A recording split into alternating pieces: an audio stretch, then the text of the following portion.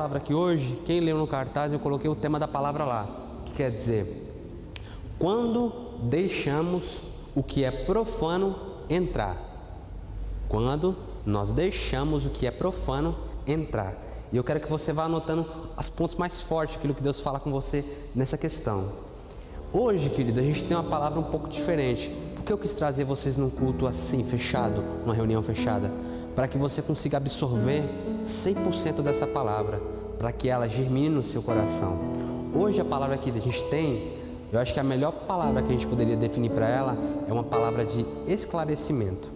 Nós vamos ser hoje esclarecidos por Deus acerca de algumas coisas.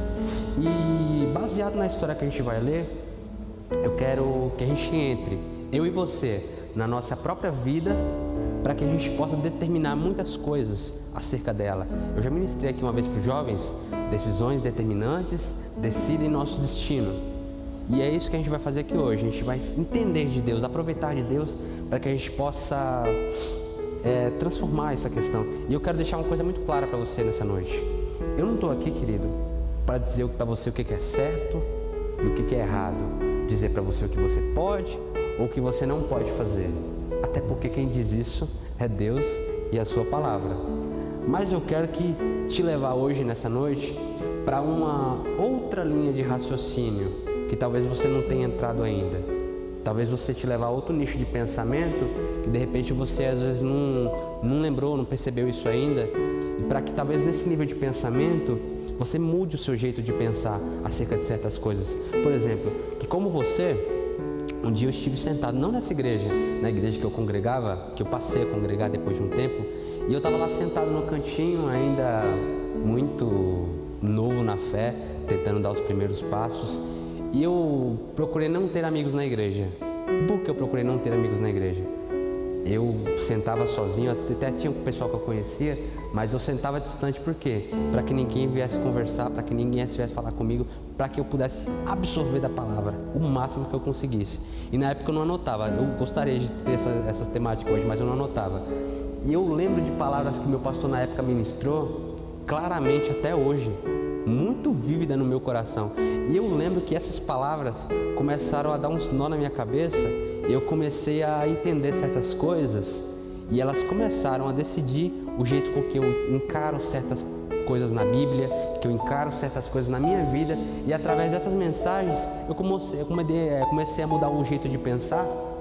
E é por isso que eu estou aqui hoje falando para vocês, porque aquelas mensagens entraram no meu coração e a partir delas, às vezes eu ia fazer algo de errado, eu lembrava ou da voz do Espírito Santo, ou pelo menos da imagem do meu pastor falando na cabeça: ó, não faça isso que você vai se arrebentar. Nem que seja a imagem do pastor, eu lembrava na hora.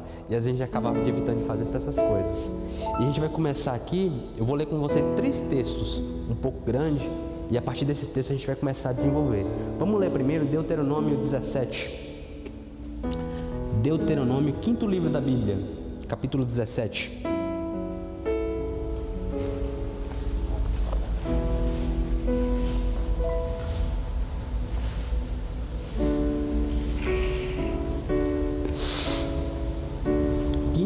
Da Bíblia, Deuteronômio, capítulo 17, nós vamos ler do versículo 14 até o versículo 20.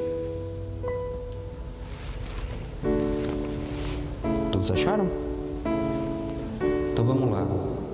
Diz assim, 14: Quando entrares na terra que o Senhor teu Deus te dá, e a possuíres, e nela habitares, e disseres: Porei sobre mim um rei, como todas as nações que me cercam. Estabelecerá sobre ti um rei, que o Senhor teu Deus escolher entre os teus irmãos. Não poderá estabelecer como rei um estrangeiro que não seja teu irmão.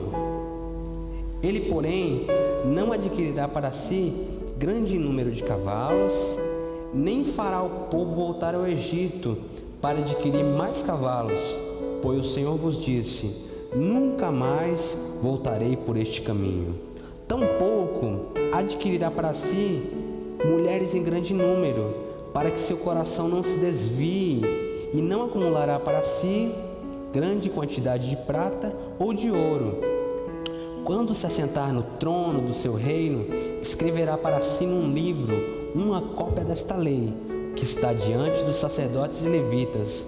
Conservará a cópia consigo e a lerá todos os dias da sua vida, para que aprenda a temer ao Senhor, seu Deus, e a guardar todas essas palavras desta lei e estatutos, para os cumprir, e para que seu coração não se eleve sobre os seus irmãos e não se aparte do mandamento, nem para a direita, nem para a esquerda, de sorte que prolongue os teus dias no teu reino e os seus filhos no meio de Israel. Amém? Aqui, queridos, é Moisés falando com o povo, lá no finalzinho da jornada, já próximo à terra prometida. Aqui Moisés, ele começa a falar ao povo antes de entrar na terra. E Deuteronômio basicamente é um grande sermão. Em termos de texto, de quantidade de texto, é o maior sermão que tem na Bíblia. O livro de Deuteronômio inteiro é um sermão de Moisés. E é interessante que ele vem falar isso aqui para o povo, para que quando o povo entrasse na terra, o povo não se desviasse, que o povo pudesse viver bem, para que eles pudessem gozar verdadeiramente da terra. Isso aqui foi escrito para o povo de Deus no Velho Testamento. Quem era o povo de Deus no Velho Testamento? Israel. Só que olha que interessante o que está escrito em 1 Pedro 2,9.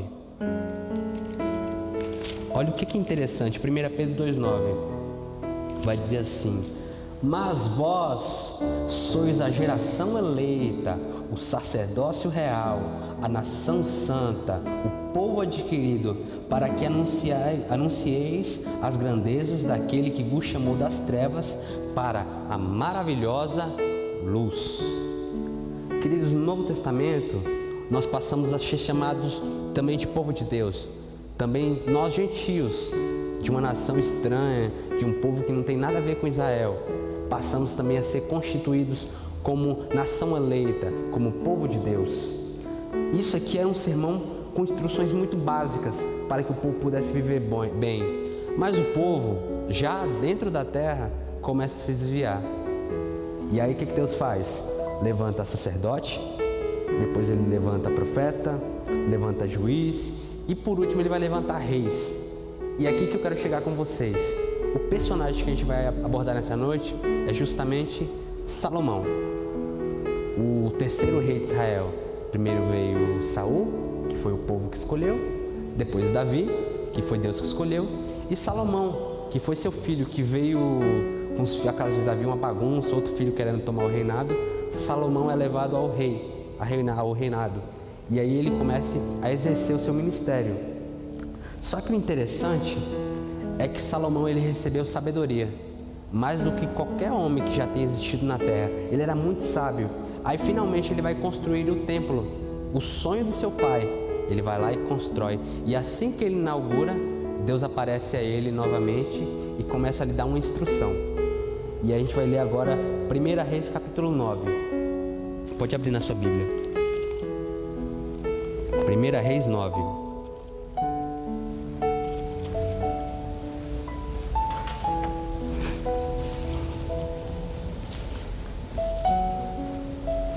A gente vai ler do 4 até o 9.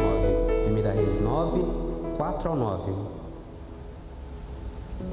Vai dizer assim: ora, se andares perante mim, como andou Davi, seu pai, com inteireza de coração e com sinceridade, para fazeres segundo tudo o que eu te mandei, e guardares os meus estatutos e os meus juízos, então confirmarei o teu trono e o teu reino sobre Israel para sempre, como prometi a Davi teu pai, dizendo: não te faltará sucessor sobre o trono de Israel.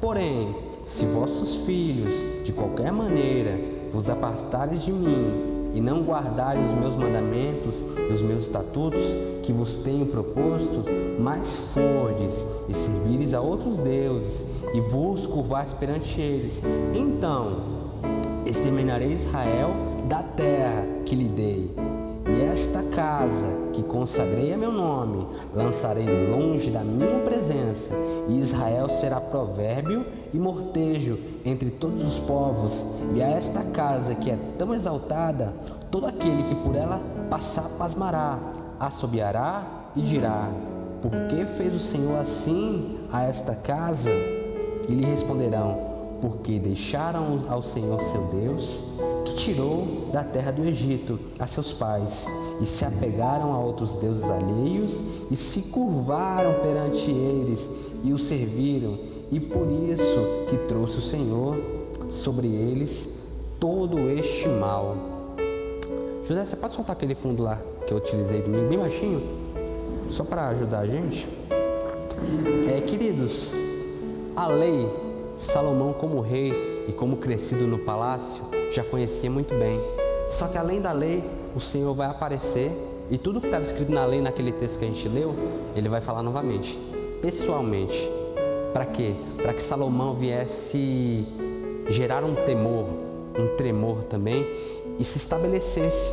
Deus tinha tudo de bom para aquele povo. Salomão viveu um reinado próspero e feliz. Ele viveu um reinado, eu acho que entre os reinados de Israel, Salomão foi um dos melhores reinados. O povo estava feliz, o povo estava contente, tinha riqueza sobre Israel, estava tudo caminhando bem.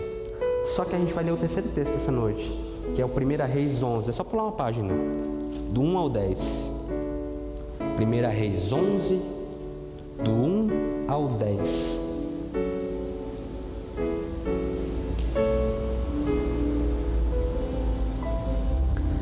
Diz assim: além da filha de Faraó, o rei Salomão amou muitas mulheres estrangeiras. Quer dizer, além dele quebrar a lei, amando a muitas mulheres, elas ainda eram estrangeiras. Aí lá vem moabitas, amonitas, edomitas, sidônias e etéias. Das nações que o Senhor tinha dito aos filhos de Israel: não entrarei em contato com eles, e eles não entrarão em contato convosco, porque perverterão o vosso coração para seguir a outros deuses. A estas Salomão se apegou pelo amor. E aí continua: tinha 700 mulheres princesas, quer dizer, isso aqui é através de aliança de casamento. E vamos lá? Exatamente. E 300 concubinas. Suas mulheres lhe perverteram o coração no tempo da velhice. No tempo da velhice de Salomão, suas mulheres lhe perverteram o coração para seguir a outros deuses. E o seu coração não era completamente leal para com o Senhor seu Deus, como fora o de Davi seu pai. Salomão seguiu Astarote, deusa dos sidônios, e a Milom, a abominação dos amonitas.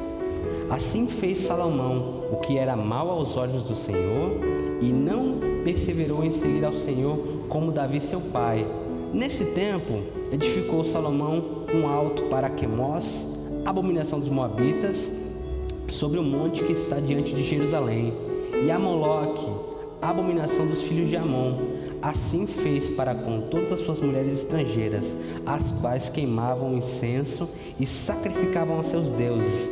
O Senhor se indignou contra Salomão, porque desviara o seu coração do Senhor, Deus de Israel, que 2 vezes lhe aparecera, embora acerca deste negócio lhe tivesse dado ordem para que não seguisse a outros deuses. Porém, ele não guardou o que o Senhor tinha lhe ordenado. Esse último versículo aqui é a queda de Salomão. Ele não guardou o que o Senhor tinha lhe ordenado. E queridos, eu ando muito preocupado com a juventude. No geral, eu ando muito preocupado com vocês, que eu conheço cada um, e eu tenho trabalhado com vocês, vai fazer 2 anos agora. Perto do final do ano vai fazer 2 anos que eu trabalho com vocês. Mas eu também estou preocupado com os nossos irmãos aqui de perto, irmão aqui do bairro, que se diz cristão, mas que eu tenho visto fazer coisas que não estão nem perto de um cristão. Eu não estou falando de comentário, estou falando de coisa que eu tenho visto, que eu tenho observado, caminhando por aí e vendo isso pessoalmente. E eu também estou preocupado com aqueles que nunca professaram a fé para com Jesus. E a minha preocupação com esses 3 grupos é a mesma. Parece estranho falar isso, porque um é crente, o outro é meio crente e o outro nunca conheceu, e a preocupação é a mesma. Mas sabe o que acontece? A cultura, o sistema, o jeito com que a informação e a socialização tem moldado a mente da juventude. A juventude brasileira está sendo moldada da mente, não importa do rico ao pobre, que mora na Zona Leste, à Zona Oeste. A cultura, o jeito de moldar a mente do jovem tem sido o mesmo. E a juventude brasileira está toda no mesmo sistema. E eu tenho falado uma frase muito constante aqui na igreja, e eu vou continuar falando ela até que grave na cabeça do pessoal. Porque eu tenho comido essa frase, eu tenho tentado viver essa frase, eu tenho tentado absorver isso ao máximo. E é uma filosofia bem interessante. É bem simples, é bem tradicional, mas que se você começar a entender ela profundamente, você começa a ter resultado. Eu falei aqui domingo, viver um sermão é uma via de duas partes. Tanto quem prega o sermão tem que viver ele antes de pregar. E como quem escuta tem que viver depois de ouvir o sermão. E eu tenho vivido isso. Eu comecei a viver essas coisas e eu tenho entendido certas coisas acerca desse sistema, dessa frase. E é muito verdadeiro. E, querido, a gente precisa viver esse sermão todos os dias. Que sermão é esse? Esse sermão. A gente tem que viver isso aqui todos os dias. Não só ler, não só olhar, mas a gente precisa viver de forma intensa, literal e prática. A gente precisa viver isso aqui, se agarrar isso com unhas e dentes. E assim, a cultura atual, ela tem cegado muita visão de muita gente, tem cegado verdadeiramente. E às vezes não por cegar, ela tem colocado meio que vultos. E isso tem atrapalhado a nossa conexão com Deus. É muito fácil você ver isso. E como Salomão, nós temos amado muitas mulheres estrangeiras. E aí, através desses casamentos, temos permitido que o Deus dos estranhos tenha entrado na nossa vida, tenha entrado no nosso pessoal, no nosso coração. E isso tem deixado o nosso coração desleal para com o Senhor. Isso aqui é muito sério. Olha o que vai dizer lá no versículo 4, na parte B. E o seu coração não era completamente leal para com o Senhor seu Deus, como foram de Davi seu pai. Isso aqui é terrível. E, queridos, tem uma frase, eu li essa semana, quando eu estava estudando essa mensagem, eu li essa frase e falei, como as coisas de Deus são, né? Olha o que a frase vai dizer. Um cristão cuja lealdade está dividida entre Deus e o mundo é um adúltero. Um cristão cuja lealdade está dividida entre Deus e o mundo é um adúltero. E eu acho que esse pensamento cabe muito bem tudo isso que a gente está falando, tudo isso que a gente vem falar. E eu gostaria nessa noite de fazer algumas perguntas para vocês, para que a gente possa prosseguir com a mensagem. Quem aqui quer casar? Quer casar e quer ter um bom casamento? Você quer, Lucas, casar? Você quer, Maurílio? Você quer, Wesley? Você quer, José? Você quer, Emília? Você quer, Melk? Você quer, o Tiniel? Você quer, Jacques? Você quer, Christian? Eu tô sabendo o nome de todo mundo. As meninas não precisam nem falar que elas querem. Mulher, você sabe como é que é casamento, né? Todo mundo quer casar, não é verdade? Mas eu quero te fazer uma pergunta. É lógico ouvir músicas que falam sobre adultério e pregam sobre isso? Influencia? Você fala que quer casar, que quer ter um casamento abençoado, que quer ter filhos na presença na casa do Senhor. Você vira até meio aquele negocinho, né? Senhor Deus, me dá filhos, Senhor, na tua casa. É a realidade. Só que o que você escuta lá fora?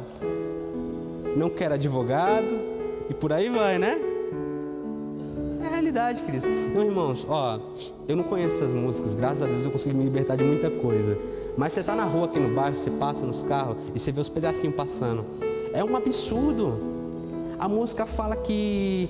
Esse dia eu estava saindo de casa, tem uma loja lá de casa que fica com o rádio ligado o dia inteiro. Estava passando a música, eu olhei a música, eu passando assim, eu falei, música romântica, nossa, que legal, uma música bem bacana, falando de amor. Daqui a pouco, na hora que ela vai finalizando a questão, ela começa lá, mas amante não tem lá. Aí, gente do céu... Aí você para assim. E aí, gente, eu falo que eu quero casar, eu falo que eu quero criar os filhos na casa do Senhor. Mas escutar músicas que falam de adultério ou ver coisas que influenciam e que colocam isso como primeiro plano, isso é bom ou não é? Não é. Agora eu vou te perguntar, quem que é aqui que namora? Tem gente aqui que já namora. Quer cair em fornicação antes do casamento e talvez perder a bênção para um futuro relacionamento, ou entrar no relacionamento, num casamento com frutos ruins? Alguém quer? Ninguém quer. Mas se você vê conteúdo, você ouve música, se você fica alimentando coisas que vão estimular isso na sua vida, isso é lógico ou é ilógico? Isso é fora de mão. Então, às vezes, queridos, a gente não pode ser cristão contraproducente. A gente não pode viver uma racionalidade dupla e entrar em certas questões que não batem. Quem aqui quer acabar morto de overdose?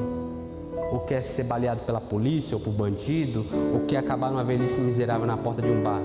Ninguém quer, não é verdade? A gente quer ter uma vida feliz. Só que a gente às vezes fica dando ibope para conteúdo que prega justamente essas coisas. E assim, queridos, a gente não pode ficar dando ibope para esse conteúdo. A gente não pode ser um cristão contraditório. Viver uma coisa, chegar na igreja e falar que é cristão, no meio do pessoal falar, não, eu sou crente, eu sou cristão, eu sou um discípulo de Jesus, eu sou um seguidor afindo, eu sou aquele cara top. Só que aí, no secreto, o que acontece? Você está cheio de mulheres estrangeiras. Cheio. O seu celular está queimando incenso aos deuses estranhos. Na verdade, queridos, isso aqui é um texto do Velho Testamento, mas a Bíblia é feita para a gente colocar o quê? Em parábolas, como Jesus fazia, em metáforas, colocar em figura de linguagem para quê? Você entenda o texto na sua vida. Vê seu celular, você está lá, você levanta a mão, chora no domingo, mas na segunda seu celular ferve de tanto incenso que solta a deuses estranhos. Aí você pode me perguntar, Rony, eu não posso escutar música secular, ou ver um filme, ou ver uma série que talvez o pastor não vai gostar, mas é porque o pastor é mais velho, o pastor já não tem a mesma mente.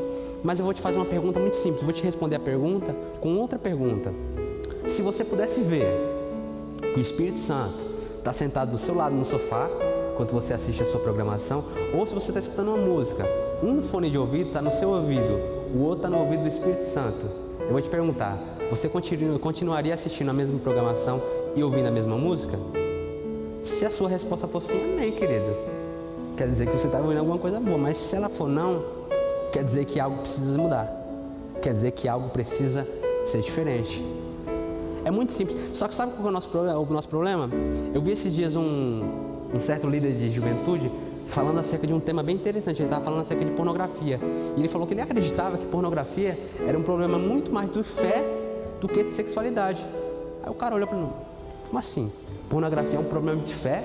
Ele falou, porque se ele acreditasse que o Espírito Santo está do lado dele, nunca ele ficaria vendo aquele tipo de vídeo. Aí você para e pensa, é verdade.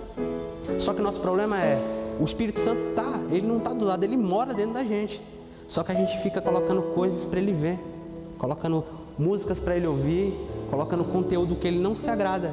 E aí o que acontece? Ele vai ficar numa casa bagunçada? Ele não fica, de jeito nenhum. Ele vai se afastando. E assim, tem uma frase que eu escutei. No dia que eu escutei essa frase, eu comecei a arrancar muita coisa da minha vida. Comecei a arrancar muita coisa. A frase falava assim: eu não posso rir do que faz Deus chorar. De forma nenhuma, eu não posso rir do que faz Deus chorar. E aí eu comecei a tirar aquele monte de coisa. Queridos, o que Deus quer ter conosco? O que Deus quer com você, quer comigo? Quem pode responder? Além da santidade, o que Ele quer? No primeiro, antes de santidade vem depois, mas o que Ele quer quando Ele vem através de você? Quando Ele vem através de você, Ele vem até você, o que Ele quer que você faça com Ele? Que você tenha isso, comunhão, intimidade, relacionamento. É para isso que Ele criou o homem. Na viração do dia lá no Jardim do Éden, todos os dias Ele vinha ter atrás de quê? De conversar, de ter comunhão com o homem. É isso que Ele quer. E é interessante que a gente escuta isso todo dia e a gente não decora. Por exemplo, eu vou ler um texto aqui para você rapidinho. Olha que interessante, para você ver que a gente escuta isso todo dia e a gente não decora. O que Deus quer ter com a gente? Comunhão. Aí todo dia, quando acaba o culto, o que o pastor faz? que a graça do nosso Senhor Jesus Cristo, o amor de Deus e a comunhão do Espírito Santo seja com vós. Todo dia a gente escuta isso, mas parece que entra num ouvido e sai no outro. Mas é isso que Ele quer com você. Mas, por que Ele quer ter comunhão? Por que Ele quer? Você, um pecador, que aos olhos de muito não vale nada. Por que Ele quer você? Porque Ele te ama. Exatamente. Aí todo mundo vai lembrar lá de João 3,16. Porque Deus amou o mundo de tal maneira que deu seu Filho unigênito para que todo aquele que ele não pereça, mas tenha vida eterna. Ele te ama. Só que o que separa Deus e o homem? O pecado. Olha que interessante o que está escrito lá em Romanos 3,23. Olha o que vai dizer. Romanos 3,23.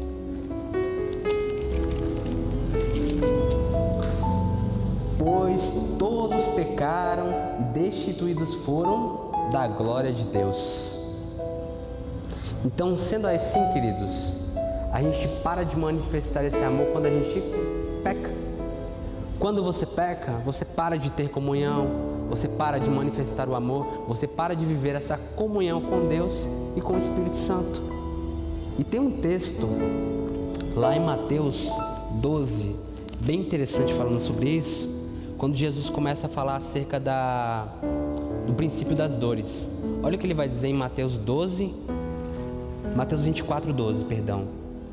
E se por multiplicar a iniquidade, o amor de quase todos esfriará. Pecado. O pecado, ele é tão pesado, é tão intenso, que ele quebra a nossa conexão com Deus. Às vezes você está muito bem, você está vivendo, mas se você peca, automaticamente você quebra essa comunhão. E se você não pedir perdão, se você não se arrepender, se você não correr atrás do prejuízo, você fica sem ela. Porque Deus não habita em casa suja, Deus não habita em casa com pecado. Então Ele precisa que você se arrependa e que você corra atrás do prejuízo, literalmente. E eu quero hoje te dar algo muito interessante. No dia que eu aprendi essa questão, eu comecei a viver isso muito intensamente. Eu quero te dar hoje um termômetro espiritual. Um para cada um, eu quero dar para você. E esse termômetro, ele não é físico, ele é só uma figura de linguagem. Para que você possa medir a sua temperatura todas as vezes. Toda semana você vai tirar a sua temperatura nesse termômetro. Para saber se você está bem ou se você vai colocar um nome. Se você está com a febre do pecado. Porque o pessoal acha que... É interessante que o pessoal acha que o pecado ele vai chegar com os dois pés na porta, bater, derrubar e jogar você no chão, e não é. Ele vem devagarzinho, ele começa com a febre, depois ele dá moleza, depois começa a doer as articulações, aí você fala, eu acho que eu estou gripado, daqui a pouco a garganta inflama, aí você não dá mais para adorar a Deus porque a garganta está inflamada, e não é só um sintoma do que está lá dentro, já criando raiz. E é muito interessante esse termômetro. Eu vou explicar como é que ele funciona. Toda vez que você ver algo, sentir algo, ouvir algo que você sabe que é errado, que você sabe que é pecado, esse termômetro vai acionar. E ele vai acionar da seguinte forma. Eu quero que você nessa noite, hoje, que você está aprendendo, você coloque isso em prática a primeira vez. Preste muita atenção. Primeiro, ele tem 3 pontos só, é muito simples. Você vai medir a sua temperatura agora. Se você vê, ouve ou sente algo que você sabe que é errado, sabe que é pecado. Primeiro, se você sente que aquele ali não é o seu lugar, se você sente que aquilo não faz parte de você, se você está constrangido porque alguém está te mostrando aquilo, porque você está vendo aquilo ou porque você está naquele lugar, você sabe, a sua alma está gritando, fala, você não é daqui. Isso é um sinal, querido, de que você está muito bem.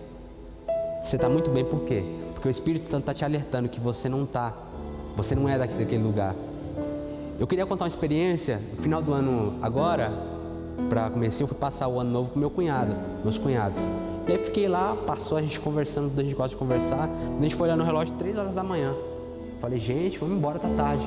Peguei a esposa, entrei no carro e vim embora. Guardei o carro e eu tinha que atravessar aquela pracinha ali, da casa do meu pai para minha casa. Sério, gente, eu nunca vi algo daquele jeito.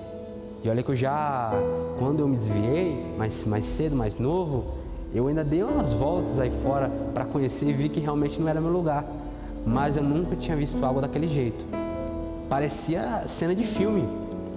Entupido a rua de gente, a maioria menor de idade, bebendo, fumando, usando droga na cara lisa, muito pesado, passando o carro com mulher em cima, as músicas que você não tem como escutar na frente da família. Eu não sei como é que você escuta, porque eu acho que se colocar uma música na frente dessa da sua avó, do seu pai, a música não tem como você escutar na frente de alguém. Tocando, os caras passando com a moto, raspando a perna da gente na rua, porque não tinha como passar na calçada. Eu nunca tinha visto algo daquilo, e o meu íntimo gritava falando: que coisa errada, que coisa absurda. E foi nessa hora que eu entendi qual que é o termômetro espiritual.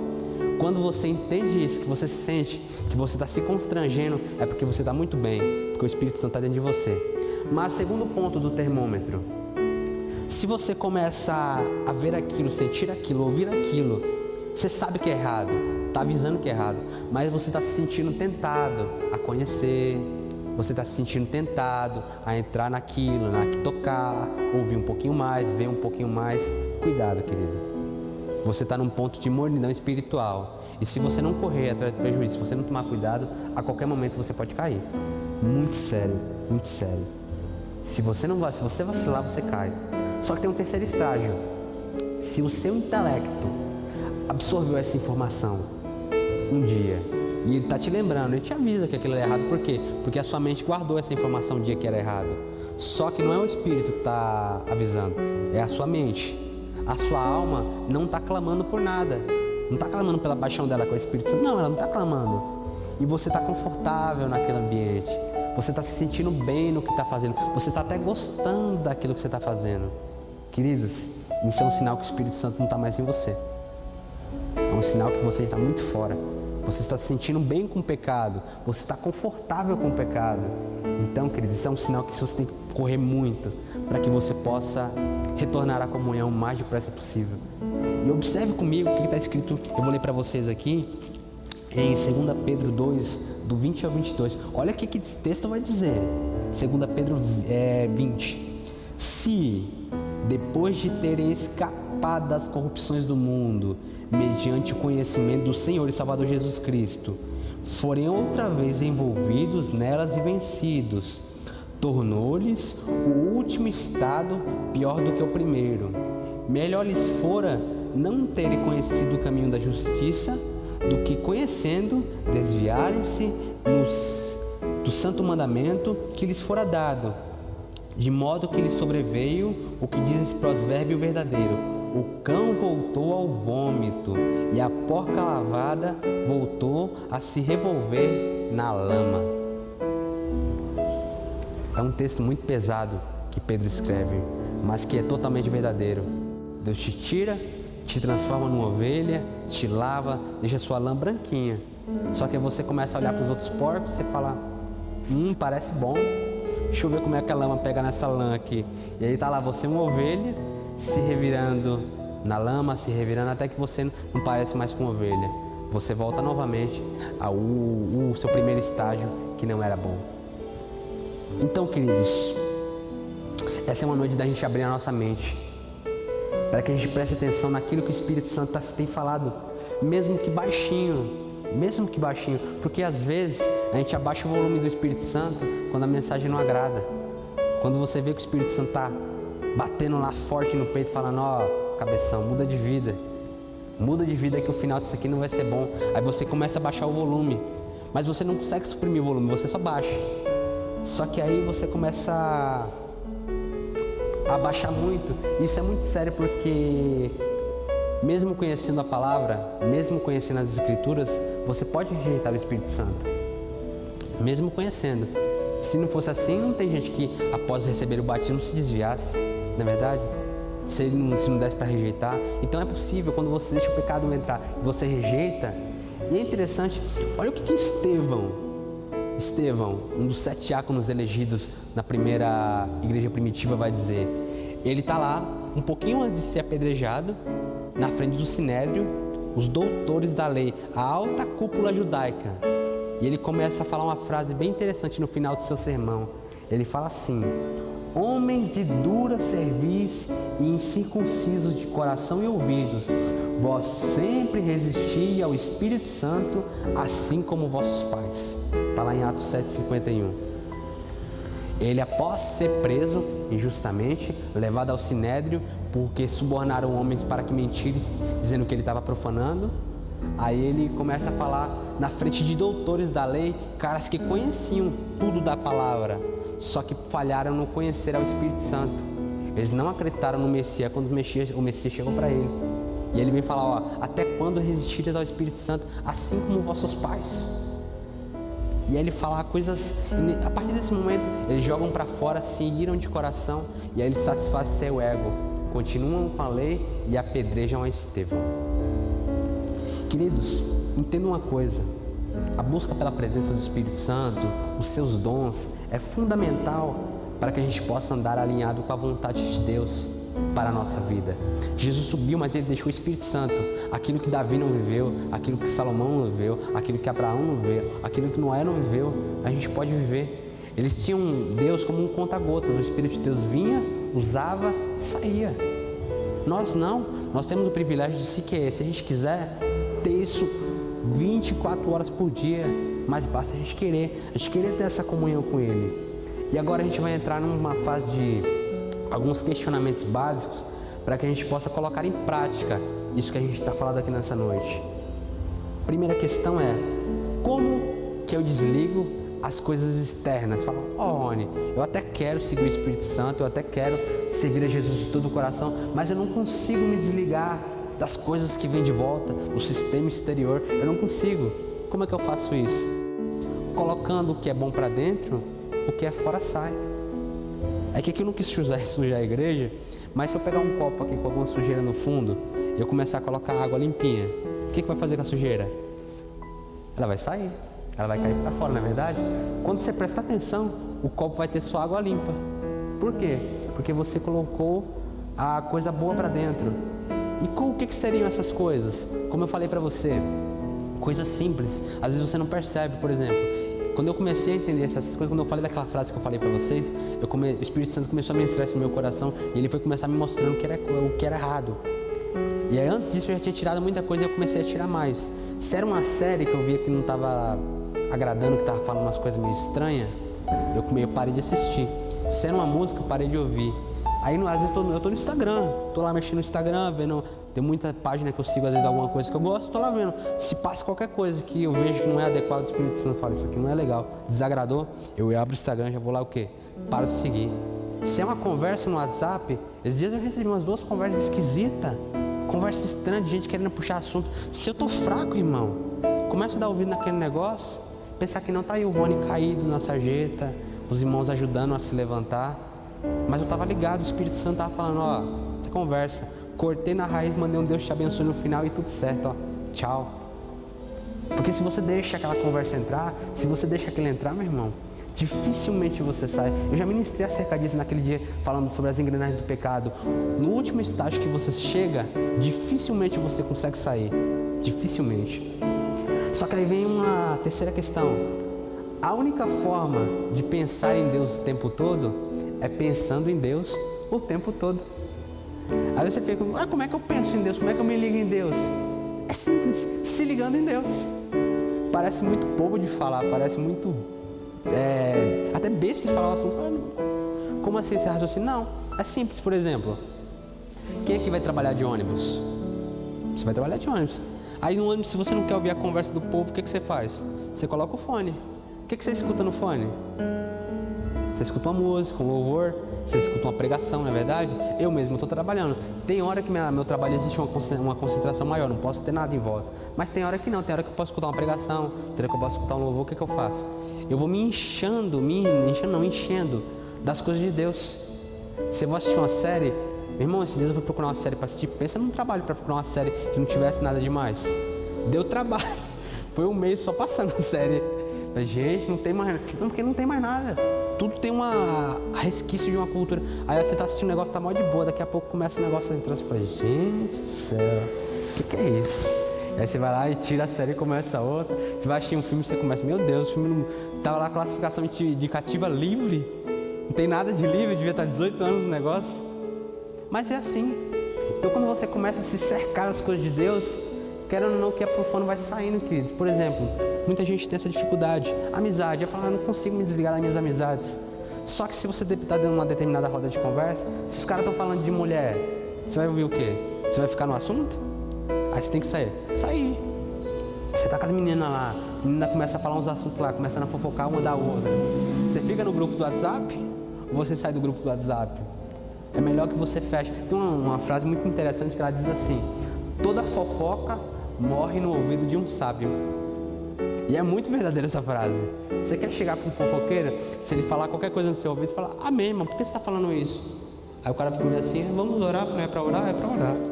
Então vamos orar, né? De boca fechada, sem comentar com os irmãos. É simples, mas às vezes a gente não percebe, e aí o nosso copo vai entrando sujeira.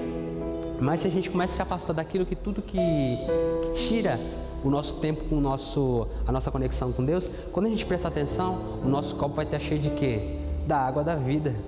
É muito simples. E qual que eu queria te fazer outra pergunta. Os seus hobbies, os seus passatempos, a sua vida fora da igreja, tem a ver com Deus ou não tem? Eu não falo às vezes de trabalho. Às vezes no trabalho você trabalha com pessoas que não são crentes, mas o seu trabalho tem que refletir a sua posição cristã. Se você negocia, a sua negociação tem que refletir essa posição. Se você paga, eu falo que um cristão de verdade, no mínimo, ele tem que ser educado. Chegar no comércio, bom dia, boa tarde, boa noite, tudo bem, o que você quer? Como é que eu posso te ajudar? Se você trabalha atendendo ou servindo ou comprando. Porque às vezes você conhece gente que fala que é cristão, mal educado, gritando com os outros na fila do pão, a pessoa passa: ô seu engraçadinho, pão tá quente, esse pão aí é meu, viu? O cara não tem controle próprio. Interessante que vai dizer que um dos frutos do Espírito é domínio próprio. A pessoa não controla nem as emoções. E quer dizer que é cheia de Deus, eu sou cheio de Deus, mas não consegue discernir nada, não consegue controlar nada. Queridos, afaste daquilo que te faz afastar de Deus, de tudo aquilo que te faz afastar de Deus. Olha o que vai interessante, o que vai dizer em Mateus capítulo 18, versículo 9. Olha o que é interessante. Mateus 18, 9. E se o teu olho te escandalizar, arranca-o e o atira para longe de ti. Melhor que entrares na vida com um só olho, do que tendo os dois, sejas lançado no fogo do inferno. É o que a gente está falando aqui. Se é para arrancar, arranca fora. É melhor servir a Deus de todo o coração, sentir a presença, participar da comunhão com um só olho, do que os dois estar vendo tudo que não presta. A realidade é essa. E, querido, a gente não é perfeito. A gente não é perfeito de forma nenhuma. O Rony não é perfeito, você não é perfeito. A nossa carne, ela deseja o pecado. Eu nunca vi um negócio tão absurdo. Todos os dias ela grita querendo pecar, ela grita fazendo. Você sabe o que é certo. Você vê que tem um ditado que fala que bons costumes você trabalha muito para você construir, mas os maus hábitos você aprende inconscientemente. Por exemplo, quem aqui já leu um livro sobre como roer as unhas? Já leu algum livro? 10 maneiras de como roer as unhas de forma excelente. Como falar mal da vida dos outros. Um e-book lá disponível. Não tem. Mas se você quer construir um bom hábito, dá trabalho. Uma alimentação saudável é trabalhoso. Você quer comer batata frita, a Kylie quer comer batata frita, quer comer um hambúrguer, quer ligar na esfirraria, pedir aquelas esfirras terroristas. É a realidade. Mas o que? Bons costumes dá trabalho de você desenvolver. Mas a gente, queridos, como eu falei, a gente tem que ter domínio próprio. Com o Espírito Santo tudo fica mais fácil, a caminhada vai ficar mais fácil. E eu gostaria de fechar uma parte dessa mensagem resumindo tudo numa frase também. Hoje eu estou meio inspirado para frases, né? Mas eu acho que as frases, você lembrando da frase, você lembra da mensagem, lembrando da mensagem, você lembra da frase, e tudo se conecta. Tem uma frase que ela vai dizer assim, se você puder anote isso: se o seu amor por Cristo é forte o suficiente para você deixar algo que você queria muito para trás por obediência a Ele? Essa é uma pergunta. O seu amor por Cristo é forte o suficiente para você deixar algo que você quer muito para trás, porque você ama Ele, porque você obedece a Ele. Aí você tem que se perguntar se Ele é forte desse jeito. Se não é, você tem que procurar fortalecer esse amor. E com essa mensagem, eu gostaria que você repensasse alguns pontos e principalmente as suas conexões com a cultura externa, com a cultura que está cercando a gente. Você pensasse qual que é a sua conectividade com isso, qual que é a sua ligação com essas coisas, para que você possa desenvolver um relacionamento profundo com Deus. E eu queria que você se perguntasse, pergunte a si mesmo, se o que você está fazendo agrada a Deus, agrada ao Espírito Santo. Para que não aconteça, queridos, o que está escrito lá no texto que a gente leu, 1 Reis 11:10. Olha o que vai dizer naquele texto que a gente leu, versículo 10. Embora acerca desse negócio ele tivesse dado ordem que não seguissem esses outros deuses, porém ele não guardou o que o Senhor te ordenara. E aí quando isso não acontece, o que vai acontecer? Está escrito em Mateus 7, 26 e 27. Aquele que ouve as minhas palavras, mas não as cumpre, será comparado a um homem insensato que edificou a sua casa sobre a areia. Desceu a chuva, transbordaram os rios, sopraram os ventos e deram contra aquela casa, e ela caiu, e foi grande a sua queda. Queridos, a queda é um resultado daquele que ouve as palavras, mas não coloca em prática. Ouvir pregação todo domingo, todo dia em casa, mas não colocar em prática, não serve de nada. Não serve de nada. Você vai se tornar o quê? Uma pessoa conhecedora da verdade. É que nem você vai conversar às vezes com uma pessoa que está desviada, pessoa que está afastada dos caminhos do Senhor. Você conversa com ela, não, eu conheço tudo da Bíblia. Conhece, mas por que não está colocando? Porque não coloca em prática. A grande realidade é essa. Então a gente tem que colocar em prática, não só ouvir, não só falar, mas colocar em prática. Se coloca de pé. Vamos finalizar no horário. Que maravilha. Eu queria ler com vocês, vou ler para vocês, porque vocês não têm aí, uma parte do texto que a gente leu de 1 Reis, só que na versão da Bíblia a Mensagem, ele vai explicar de uma forma um pouquinho diferente. Escute com atenção, diz assim: ele construiu sobre uma colina a leste de Jerusalém um altar para Camus, o odioso deus de Moabe, e outro para Moloque, o abominável deus dos Amonitas. E ele construiu altares semelhantes para os ídolos de todas as mulheres estrangeiras. Elas poluíram a terra com a fumaça e o incenso de seus sacrifícios. Elas poluíram a terra com esse incenso. Eu queria orar com você nessa noite, concluindo essa mensagem, amém? Feche seus olhos, abra o seu coração ao Espírito Santo. Espírito Santo de Deus, nesse momento, Pai, te pedimos a Tua graça, a Tua bondade e a Tua misericórdia. Pai, nós te pedimos, Senhor, que não venhamos, Pai, como Salomão no final da caminhada, nem no começo, nem no meio dela, Pai. Permitir, Senhor, que mulheres estrangeiras venham entrar na nossa vida, Pai, e que venhamos, Pai, ser levados a adorar esses deuses, Pai. A, Pai, ter um coração desleal ao Senhor, Senhor. A perder a comunhão, a perder tudo aquilo que o Senhor fez por nós.